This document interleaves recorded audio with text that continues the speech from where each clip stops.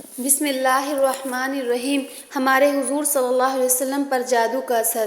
مدینے میں ایک جادوگر تھا جس کا نام لبید تھا۔ ایک بار مدینے کے بہت سے یہودی اس جادوگر کے پاس آئے اور کہنے لگے کہ اے لبید، تم تو دیکھ ہی رہے ہو کہ یہ محمد کیسے اپنے دین کو پھیلانے جا رہے ہیں۔ ہم لوگ نے بہت کوشش کی ہے کہ محمد پر جادو کر کے انہیں ان کے کام سے روکیں، لیکن ہم اس میں کامیاب نہ ہو سکے۔ اس لیے اب ہم سب تمہارے پاس آئے ہیں تاکہ تم کچھ پیسے اور اشرفیہ لے کر محمد صلی اللہ علیہ وسلم پر جادو کر دو۔ یہ سن کر اس جادوگر نے کہا کہ ٹھیک ہے، میں اس کام کے لیے تیار ہوں۔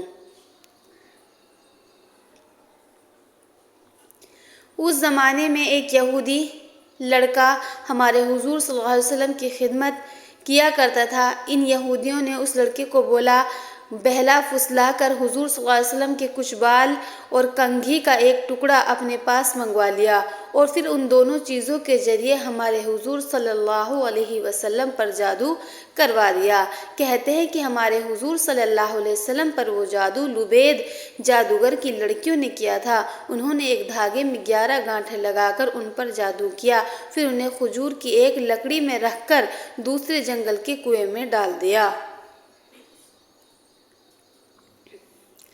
ہمارے حضور صلی اللہ علیہ وسلم پر اس جادو کا اثر یہ ہوتا تھا کہ حضور صلی اللہ علیہ وسلم اپنے آپ کو بندھا ہوا محسوس کرتے تھے اور کسی کام کے بارے میں یہ خیال ہوتا تھا کہ وہ کام میں تو کر چکے ہیں لیکن ابھی نہیں کیا ہوتا تھا، اور جو کام کر چکے ہوتے تھے اس کے بارے میں خیال آتا کہ میں نے یہ کام نہیں کیا۔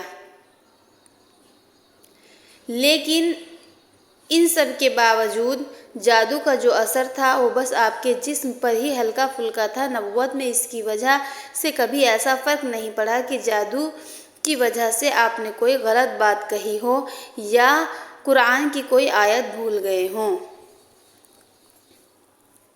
ایک بار ہمارے حضور صلی اللہ علیہ وسلم حضرت عائشہ کے گھر موجود تھے۔ آپ نے خوب دعا کی اور اس کے بعد آپ کو نیند آ گئی اور آپ سو گئے۔ جب اٹھے تو حضرت عائشہ کہنے لگے کہ اے عائشہ، اللہ نے ہماری دعا سن لی۔ حضرت عائشہ نے پوچھا کون سی دعا اے اللہ کے رسول؟ تو اللہ کے نبی محمد الرسول اللہ صلی اللہ علیہ وسلم نے فرمایا کہ ابھی خواب میں میرے پاس 2 فرشتے آئے تھے۔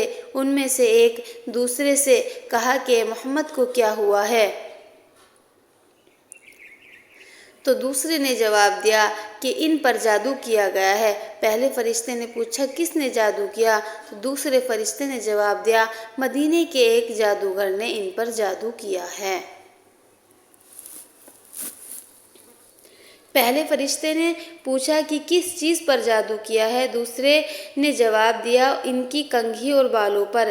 پہلے والے نے پوچھا کہ وہ کہاں ہیں؟ تو دوسرے فرشتے نے جواب دیا کہ وہ کنگھی اور بال جنگل کے ایک کنویں کے اندر پتھر کے نیچے رکھے ہیں۔ پہلے فرشتے نے پوچھا کہ اب انہیں کیا کرنا چاہیے؟ تو دوسرے نے جواب دیا کہ اس کنویں کا پانی نکال کر اس پتھر کے نیچے سے وہ بال اور کنگھی کا ٹکڑا نکالا جائے تو ان پر جادو کا اثر ختم ہو جائے گا۔ پھر حضور صلی اللہ علیہ وسلم نے کچھ صحابہ اکرام کو جنگل کے اس کنویں کی طرف بھیجا جس کے بارے میں آپ حضور صلی اللہ علیہ وسلم کو خواب میں بتایا گیا تھا کہ اس کنویں میں آپ کے بال اور کنگھی پر جادو کر کے ڈالا گیا ہے۔ تو ان سارے صحابہ اکرام نے کنویں کا پانی نکالا اور جو جگہ بتائی تھی تو اس جگہ سے کنگھی اور بال نکال کر ہمارے حضور صلی اللہ علیہ وسلم کے پاس پہنچے تو حضرت جبریل علیہ السلام نے حضور صلی اللہ علیہ وسلم کو آ کر بتایا کہ سورہ فلق اور سورہ ناس پڑھ کر آپ ان میں سے ایک گانٹھ کھولتے جائیں۔ پھر حضور صلی اللہ علیہ وسلم نے سورہ فلق سورہ ناس پڑھ کر ایک ایک گانٹھ کو کھولا یہاں تک کہ وہ 11 گانٹھ کھل گئی۔ پھر آپ نے ایسا محسوس کیا جیسے میرے اوپر کوئی بوجھ اتر گیا۔